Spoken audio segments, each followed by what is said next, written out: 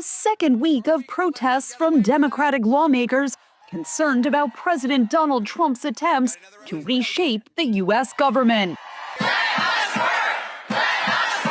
Despite limited political capital in both chambers of the U.S. Congress, Democrats vowing to fight what they call the Trump administration's extreme efforts to close down government agencies and immediately lay off federal workers. If you want to make cuts, then you do it through a debate in Congress, not lawlessly by just implementing them.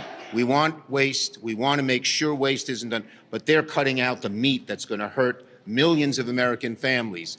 Republicans have defended the work of the Department of Government Efficiency, or DOGE, led by billionaire Elon Musk, saying attempts to stop fraud and waste are long overdue.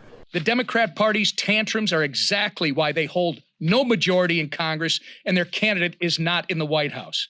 DOGE is rightly pulling back the curtains that have been closed for years, and the outrage we are seeing across the aisle is baffling but not surprising, given their record of mismanagement of taxpayer dollars. Democrats are vowing to fight for protections for government agencies or withhold their votes in upcoming government funding talks. There's very little appetite to help Republicans when we don't trust that Donald Trump's going to spend the resources that we've allocated for education, for health care, or even, we don't know, for our own defense. With Elon Musk and his unelected friends running through and combing through the federal system. Democrats have had some success temporarily stopping Trump's executive orders in the U.S. court system.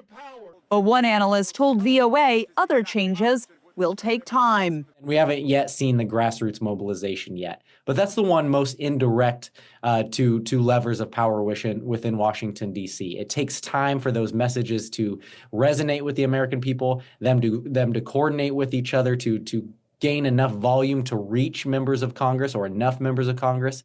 But Speaker of the House Mike Johnson said Tuesday the Democratic Party has very little power. There's no identified leader of the party. They don't have a clear vision. They seem rudderless. In hopes of finding themselves, they've latched onto this new shiny object called the rule of law. Well, we'd like to welcome them to the concept.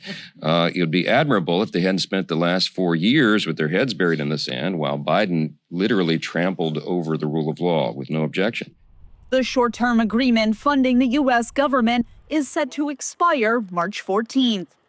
Katherine Gypson, VOA News, Washington.